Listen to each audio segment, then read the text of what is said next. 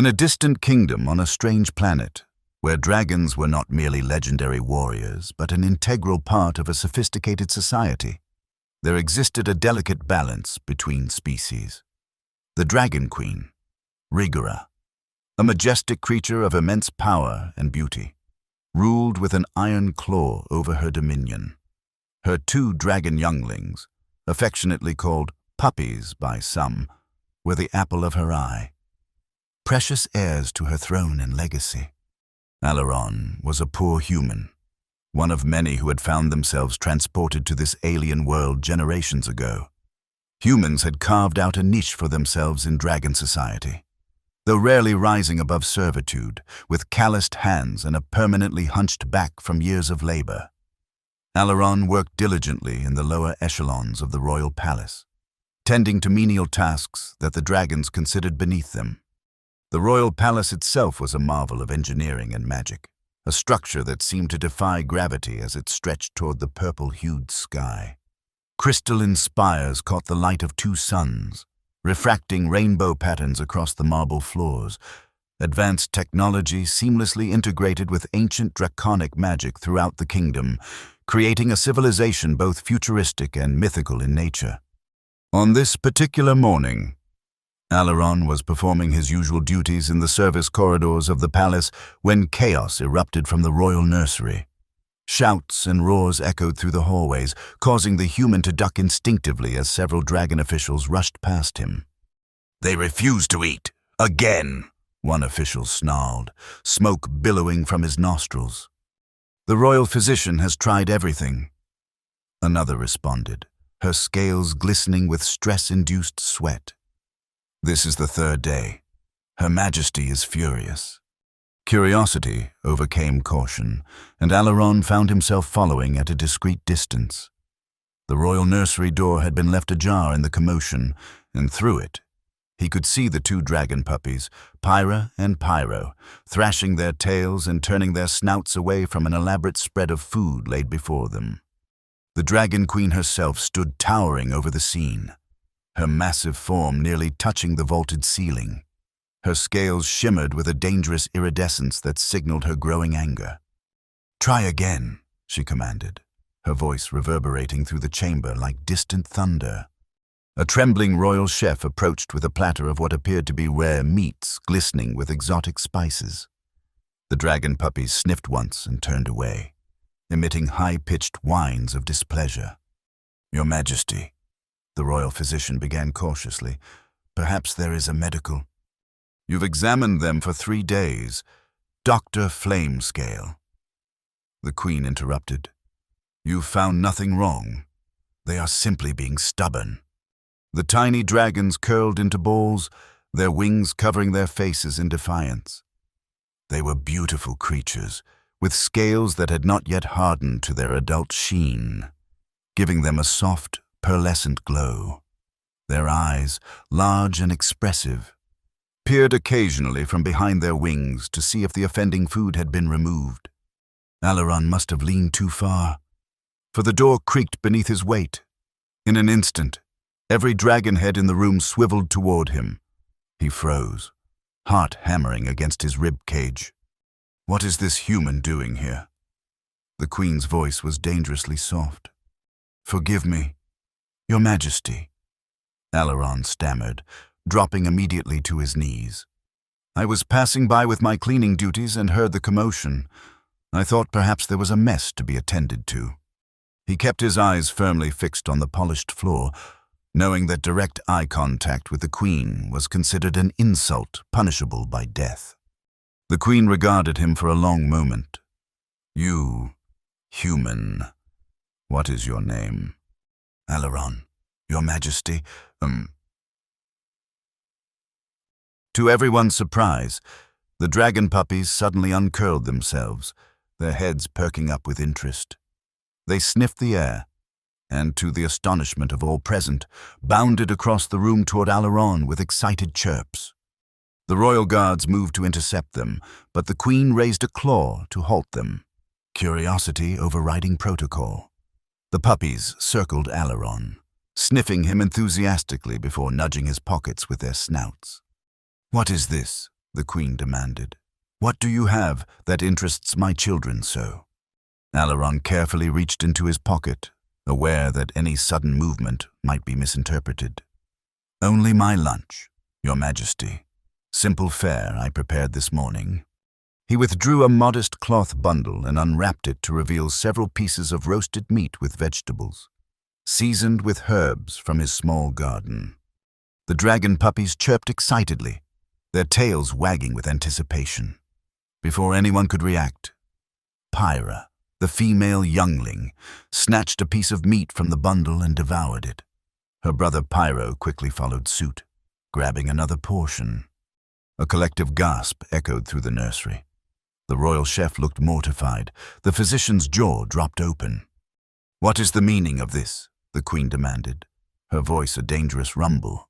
"What have you done to entice my children with your human food?" Alaron trembled. "Nothing, Your Majesty. It's simply seasoned with herbs from my garden.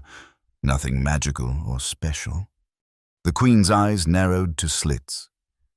"My children have refused the finest cuisines prepared by royal chefs for 3 days, yet they devour your peasant food without hesitation. This is an insult to our traditions, to our very way of life." General Thrax, a battle-scarred dragon warrior who had been silently observing from a corner, stepped forward. "Your Majesty, if I may, the important thing is that the younglings eat. Their health must be our primary concern." The queen's tail lashed dangerously, cracking against a marble column. "You suggest I allow my heirs, the future rulers of our kingdom, to subsist on human food?" "Perhaps temporarily," the general suggested cautiously, "while we investigate this strange preference." The dragon puppies had finished Alaron's entire lunch and were now nuzzling against him, looking for more. Their scales had taken on a healthier glow, and their eyes shone with contentment. The queen's internal struggle was visible in the undulating colors that rippled across her scales. Finally, she made a decision. "Human, Alaron, you will prepare food for my children until this phase passes. You will work under strict supervision, and everything you create will be inspected before it is served." Alaron bowed deeply. "Yes, Your Majesty." "And," she added with a threatening growl, "if any harm comes to them, if they show the slightest sign of illness, your life will be forfeit. Is that understood?" "Perfectly, Your Majesty." Thus began Alaron's unexpected new role in the royal household. A small kitchen was set up for him adjacent to the royal nursery, where he worked under the watchful and resentful eyes of the royal chef and numerous guards. The dragon puppies thrived on his simple but hearty cooking, growing stronger and more energetic by the day. The royal chef, Master Skaldron, made no effort to hide his disdain for Alaron. "This is temporary," he would sneer as he inspected each dish Alaron prepared. "Soon they will develop proper draconic taste and return to civilized cuisine." Days turned into weeks, and the temporary arrangement showed no signs of ending. The puppies' preference for Alaron's food remained unwavering. What's more, they had begun to form an attachment to the human himself, following him around the kitchen, watching with fascination as he chopped, seasoned, and cooked. Alaron found himself drawn to the young dragons as well. Despite their royal lineage, they were, in many ways, like children, curious, playful, and in need of guidance. He began to teach them small things, how to identify different herbs by smell, how to tell when meat was perfectly cooked by its color. The puppies absorbed these lessons eagerly, much to the dismay of the royal officials who observed these interactions with growing concern. Word of this unusual situation spread throughout the palace and beyond. Whispers of the human who had somehow bewitched the royal heirs reached every corner of the kingdom. Some saw it as a charming oddity, others as a troubling breakdown of the natural order. The queen, for her part, maintained a careful distance, receiving reports about her children's well-being but rarely visiting the nursery when Alaron was present. When she did, Her massive form would fill the doorway, silently observing the interaction between the human and her offspring with unreadable eyes. One evening, as Alaron was finishing the puppy's dinner preparation, General Thrax entered the kitchen alone. The battle-scarred dragon had been one of the few court officials who hadn't shown open hostility toward the human. "They are growing attached to you," Thrax stated without preamble, his gravelly voice low enough that the guards outside couldn't hear. Alaron nodded cautiously. "They are kind-hearted creatures. I try to maintain proper distance and respect." Thrax's ancient eyes studied him. "You should know that there is growing pressure in the court to end this arrangement. Many believe you are a dangerous influence. Because I feed them food they enjoy. Because you represent change," the general replied. "And few things frighten dragons more than change. We are creatures of tradition, of ancient ways. Your presence disrupts thousands of years of established order." Alaron carefully placed the finishing touches on the puppy's meal. "With respect, General, if the established order means forcing the young ones to eat food they clearly dislike, perhaps some disruption is needed." A sound somewhere between a growl and a chuckle emanated from Thrax's throat. "Bold words for a human in your position, but not entirely without merit." He leaned closer. "Be careful. Alaron, you have more enemies than you realize." The general's warning proved prophetic. The very next day, as Alaron was teaching the puppies about different types of vegetables, Master Skaldron burst into the kitchen with several guards. "The preparations for the royal feast will begin here immediately," he announced with poorly concealed triumph. "All other activities are suspended. The human will return to his regular duties here." The royal feast was an annual celebration, a grand event attended by noble dragons from across the kingdom. It was traditionally held in the main banquet hall, not the small kitchen adjacent to the nursery. "There must be some mistake," Alaron began. "No mistake," Skaldron interrupted. "By royal decree, the younglings will be present at the feast this year, and they will partake of proper draconic cuisine. Your services are no longer required." The dragon puppies, sensing the tension, moved closer to Alaron, their wings partially extended in a protective gesture. "Who will feed them until then?" Alaron asked, concerned. "They will fast," Skaldron replied coldly, "to sharpen their appetites for the feast. It is tradition." Alaron looked down at the puppies, who were already showing signs of distress. "They need to eat regularly. They're still growing." "Do not presume to lecture me on draconic development. Human!" Skaldron roared. "Guards, remove him!" As the guards moved forward, the puppies suddenly positioned themselves between Alaron and the approaching dragons.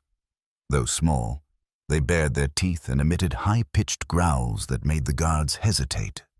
"Enough of this nonsense!" Skaldron snapped.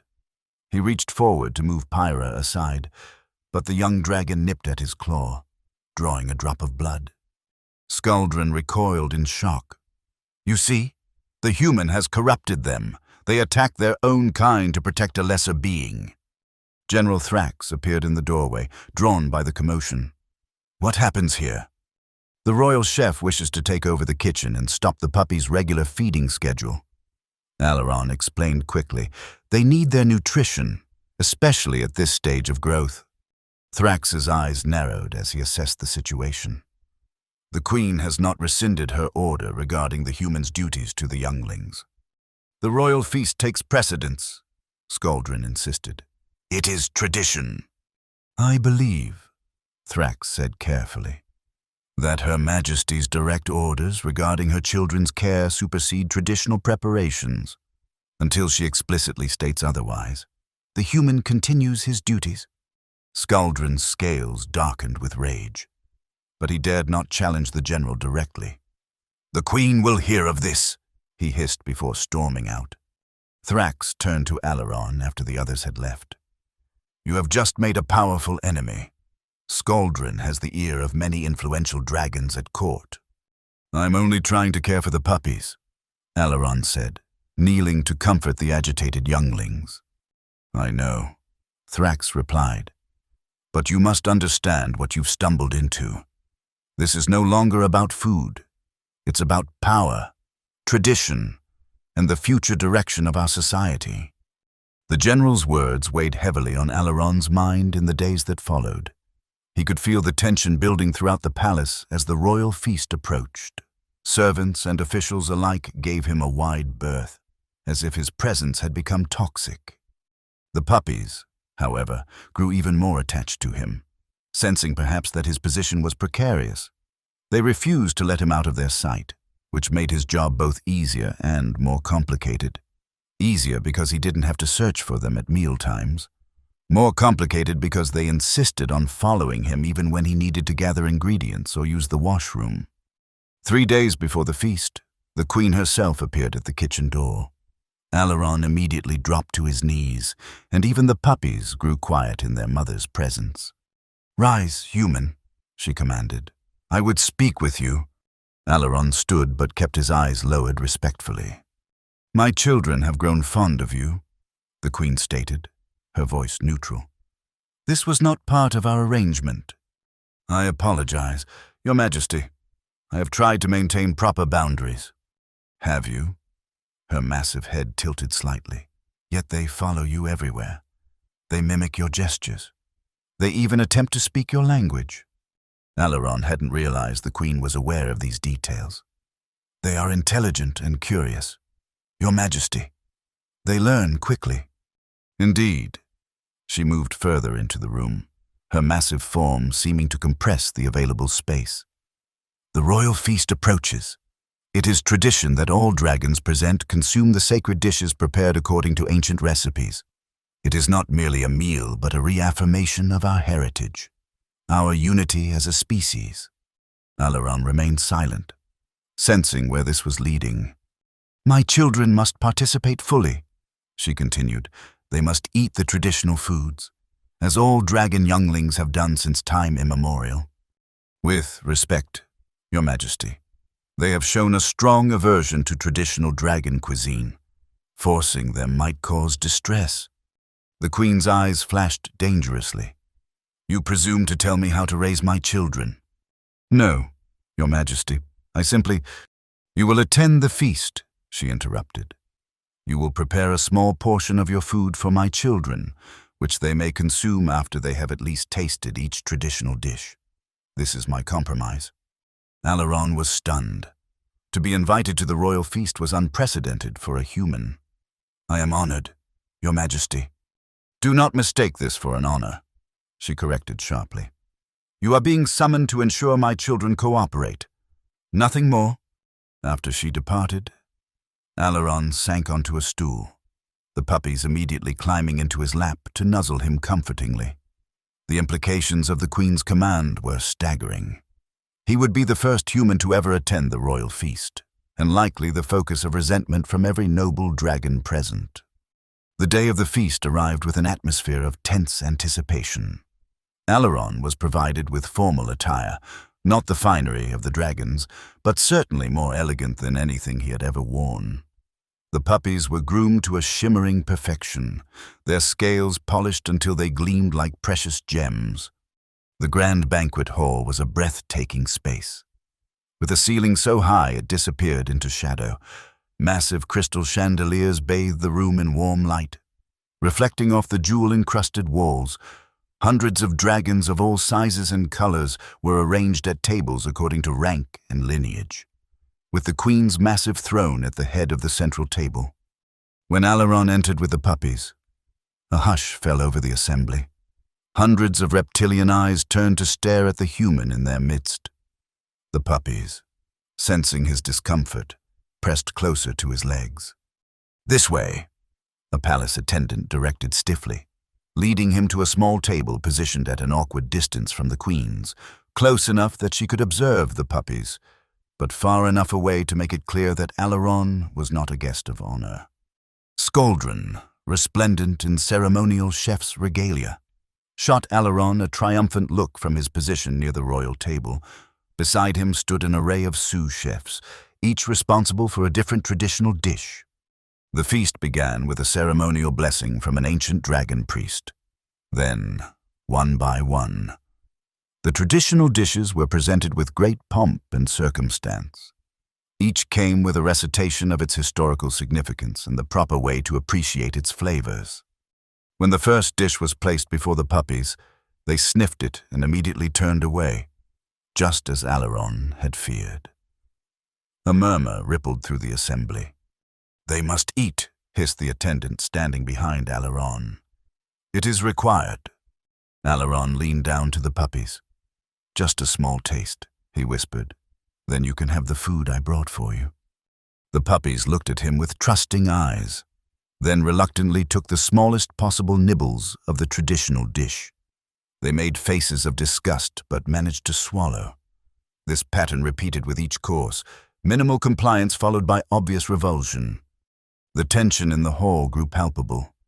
Alaron could feel the disapproving stares of the noble dragons.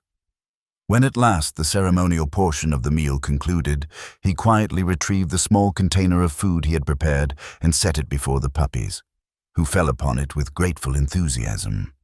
Skuldrin chose this moment to approach the queen, though Alaron couldn't hear their exchange. The chef's gestures toward him and the puppies made the subject clear enough. The queen's expression remained impassive, but she nodded once, and Skuldrin turned toward Alaron with malicious satisfaction. "The queen wishes to know," Skuldrin announced loudly enough for nearby tables to hear, "what magic or trickery you employ to make her children prefer your inferior human food over the sacred cuisine of their ancestors." All conversation in the vicinity ceased. Alaron felt dozens of hostile eyes upon him. "There is no magic, Master Skuldrin," he replied carefully. "Only simple ingredients prepared with care." "Impossible," the chef declared. "No dragon would naturally prefer human food unless some form of manipulation was involved. Perhaps we should examine exactly what herbs you've been feeding them." The implication was clear. He was being accused of drugging the royal heirs. "I use only common herbs and spices," Alaron stated, fighting to keep his voice steady. "Nothing harmful or magical." "So you claim," Skuldrin scoffed. "Yet the evidence suggests otherwise. Perhaps a full investigation is in order. Until then, to protect the younglings, you should be removed from food preparation duties entirely." The puppies, sensing the threat to their beloved caretaker, moved protectively in front of Alaron, their wings spread wide despite their small size. General Thrax, seated at a nearby table, rose to his feet.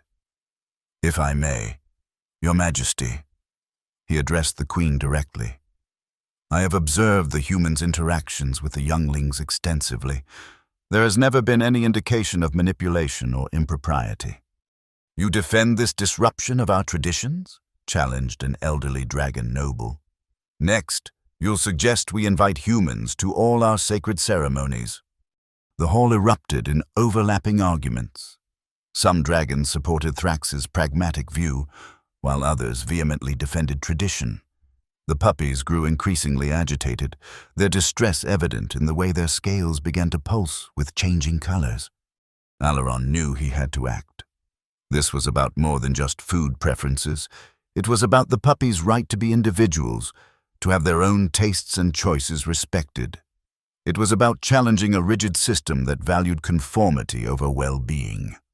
"Your Majesty," he called out, his voice somehow cutting through the dragon voices. The hall fell silent in shock at his audacity. "May I speak?" The queen regarded him with inscrutable eyes, then nodded once. Alaron stepped forward, conscious of breaking numerous protocols simply by addressing the assembly directly. "Noble dragons, I am but a simple human who has had the unexpected honor of caring for your royal heirs. I claim no special powers or knowledge. I simply observed what foods brought them joy and provided those foods." He gestured toward the puppies, who had calmed somewhat at the sound of his voice. "They are individuals, with their own preferences and personalities.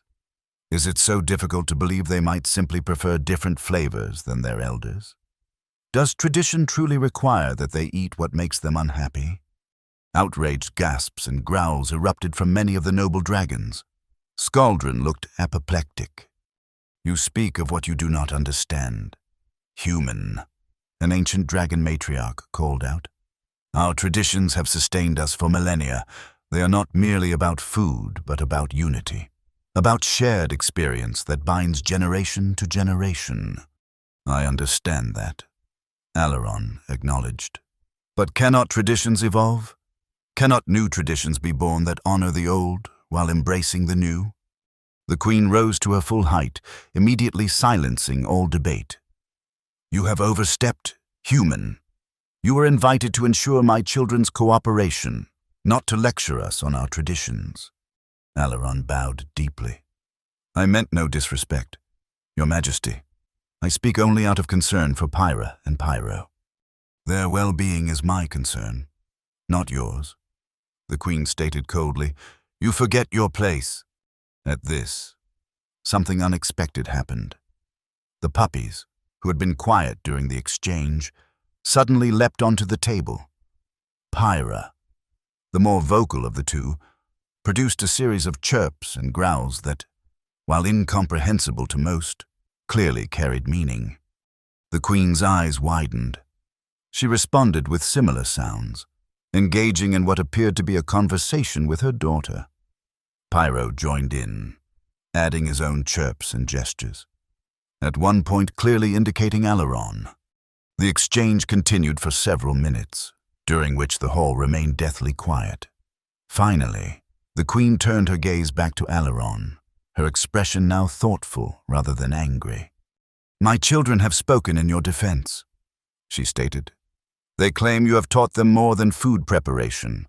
They say you have shown them respect as individuals, encouraged their curiosity, and protected them from those who would force them to conform."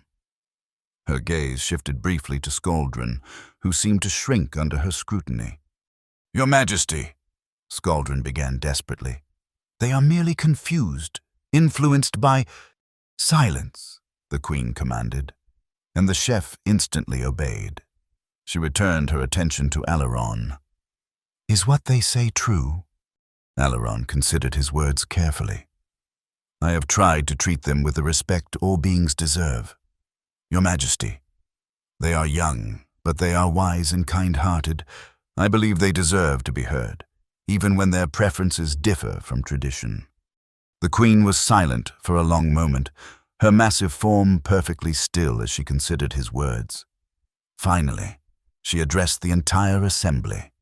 "For 10,000 years, our traditions have guided us. They have given us strength and unity in times of challenge. But traditions are meant to serve the people, not the other way around." A murmur of surprise rippled through the hall. "My children have chosen a different path," she continued. "Perhaps it is time we consider that tradition without adaptation leads to stagnation." She turned to Alaron. "You will continue to care for my children's nutritional needs.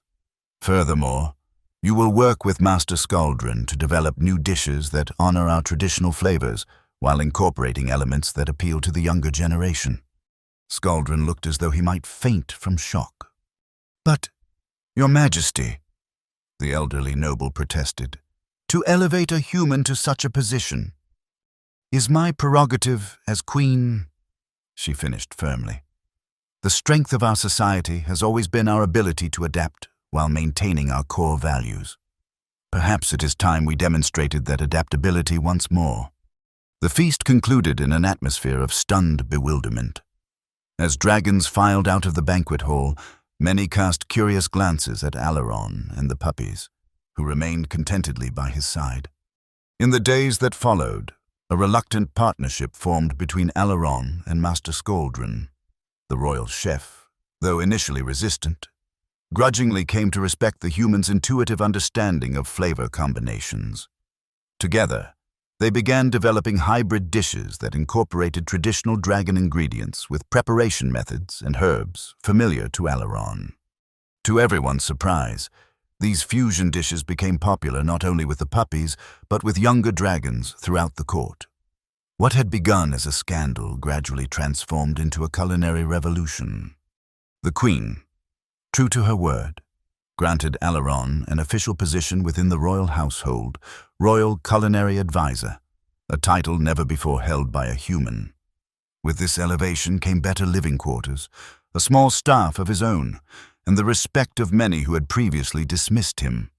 General Thrax, during one of his now regular visits to Alaron's new kitchen, observed the human teaching a group of young dragon chefs how to identify and use various herbs. "You've started something significant," the general noted. "More than just a change in cuisine." Alaron smiled as he watched Pyra and Pyro demonstrating to the other young dragons how to properly crush herbs to release their flavors. "They're the ones who started it. I was just fortunate enough to be in the right place at the right time." "Perhaps," Thrax conceded. "Or perhaps it took an outsider's perspective to help us see what needed to change." He gestured toward the puppies, who had grown noticeably in the months since the feast. "They will rule differently when their time comes, thanks in part to you." "I hope they rule wisely," Alaron replied, "with respect for tradition but not bound by it." The queen herself had begun to change, gradually showing more interest in Alaron's methods and occasionally even participating in the puppies' cooking lessons.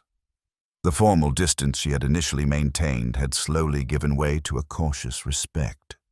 One evening, as Alaron was preparing to retire after a long day, he found the queen waiting in the corridor outside his quarters.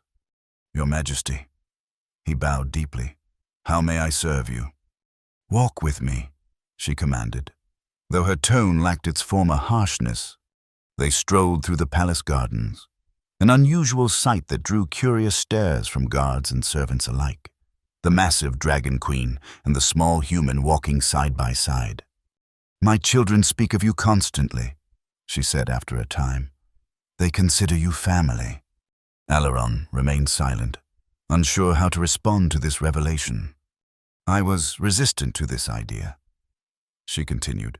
"In all our history, dragons and humans have maintained clear boundaries, cordial relations, yes, but never family. I understand, Your Majesty, but I have watched you with them. You care for them truly, not merely as a servant attending to duty, but as one who loves them." She stopped, turning her massive head to look directly at him. "I believe love, wherever it is found, should be treasured." Alaron felt a lump forming in his throat. "They are easy to love, Your Majesty. They have such curious minds and kind hearts." "Yes," she agreed, surprising him. "Qualities they have in common with you, it seems." She resumed walking. "I have made a decision. You will be formally recognized as a guardian of the royal heirs. It is a position traditionally held by dragons of noble lineage. But traditions, as we have discovered, can evolve." Alaron stopped in his tracks, overwhelmed. "Your Majesty, I don't know what to say." "Say you will continue to guide them, to teach them to question when questioning is needed, to respect tradition without being enslaved by it." Her voice softened. "Say you will help them become the rulers our kingdom needs for the future." "I will, Your Majesty, with all my heart." As they continued their walk, Alaron reflected on the extraordinary journey that had brought him here. From a lowly servant to a respected member of the royal household, all because two young dragons had preferred his cooking. It was a reminder that change often began in unexpected places, with small acts that rippled outward to transform entire societies. The dragons had taught him about power and tradition, and he had taught them about flexibility and innovation. Together, perhaps they were forging a new path that honored the past while embracing the future. As if sensing his thoughts, the queen spoke again. "The ancient dragon proverb says, 'Change comes on wings of fire,' and perhaps it sometimes comes on the wings of dragon puppies and in the hands of a human cook." Alaron smiled. "Perhaps it does, Your Majesty. Perhaps it does." In the royal nursery, Pyra and Pyro were waiting, their eyes lighting up at the sight of both their mother and their beloved human guardian returning together. They bounded forward, no longer the tiny puppies who had first refused their royal meals, but growing dragons with strengthening wings and brightening scales. They were the future of the kingdom, a future that would bridge tradition and innovation, the old ways and the new. And Alaron, once a poor human just trying to survive in a dragon's world, had somehow become an integral part of that future. The Dragon Queen watched as her children enveloped Alaron in their wings. A family unlike any the kingdom had seen before. And for the first time in perhaps centuries, she allowed herself a genuine smile. Some traditions were worth preserving, others were meant to evolve. And sometimes, the most important tradition of all was learning when to create new ones.